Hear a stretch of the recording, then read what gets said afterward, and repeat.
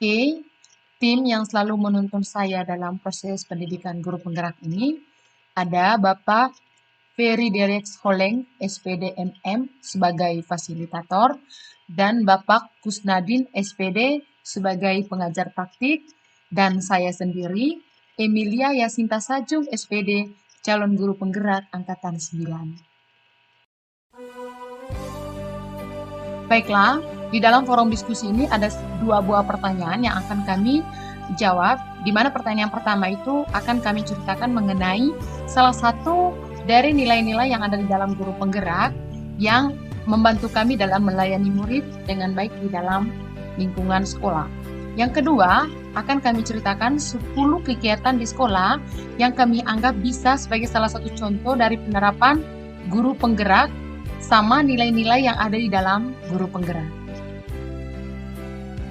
Oke, baiklah, sebelum saya menceritakan pengalaman, saya masuk ke pengantar dulu, di mana di sini ada nilai yang terkandung dalam diri guru penggerak. Nilai yang pertama itu mandiri, yang kedua reflektif, yang ketiga inovatif, yang keempat berpihak pada murid, yang kelima kolaboratif. Yang kedua, peran guru program penggerak. Yang pertama, menjadi pemimpin pembelajaran. Yang kedua, menggerakkan komunitas praktis. Yang ketiga, menjadi coach bagi guru lain. Yang keempat, menjalin kolaborasi antara guru. Dan yang terakhir, mewujudkan kepemimpinan murid.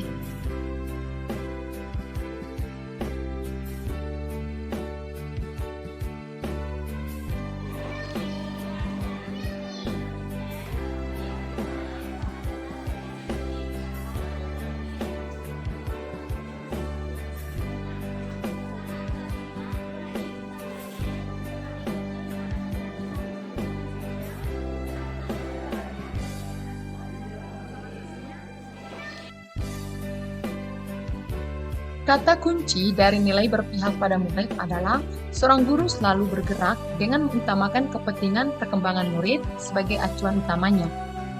Contoh perilaku nilai berpihak pada murid, guru bukan menuntut supaya anak mendapatkan semua nilai tuntas atau nilai yang tinggi, tetapi menuntut mereka untuk mampu menjadi diri mereka sendiri, belajar dengan selamat dan bahagia, sesuai dengan keinginan dalam diri peserta didik itu.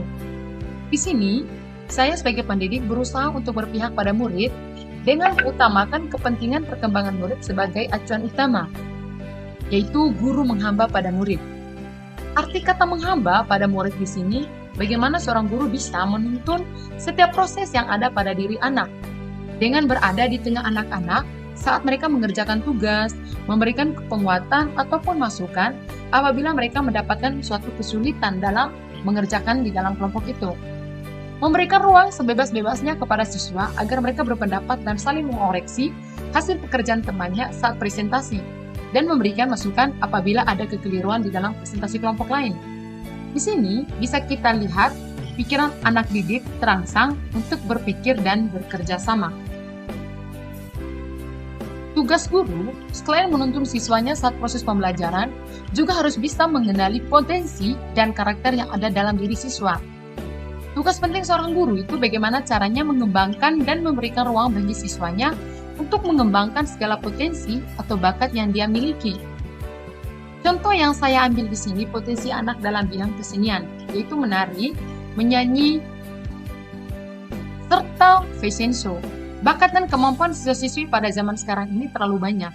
Maka dari itu, sebagai seorang pendidik, kita harus bisa memberikan ruang untuk mereka mengasah kemampuannya dan membimbing setiap proses latihannya dan memberikan tempat atau wadah untuk dia mengeksplor atau menampilkan hasil yang telah ia latih kepada semua orang, baik di teman-temannya, guru, orang tua, bahkan masyarakat setempat.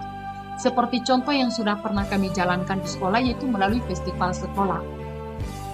Berikutnya, saya akan menceritakan 10 kegiatan di sekolah yang selama ini sudah saya terapkan, baik di dalam intra atau proses pembelajaran maupun ekstra, yang berkaitan dengan bakat maupun kemampuan siswa-siswinya.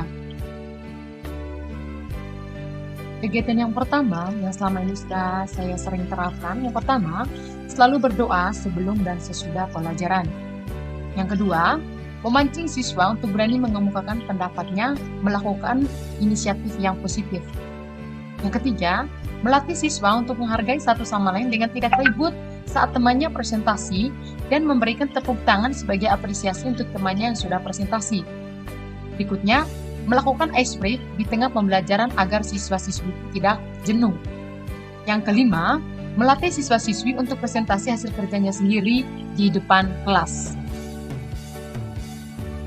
Berikutnya, tidak melakukan pengekangan dan memberikan kemerdekaan pada murid untuk berkembang sesuai dengan minat dan bakatnya.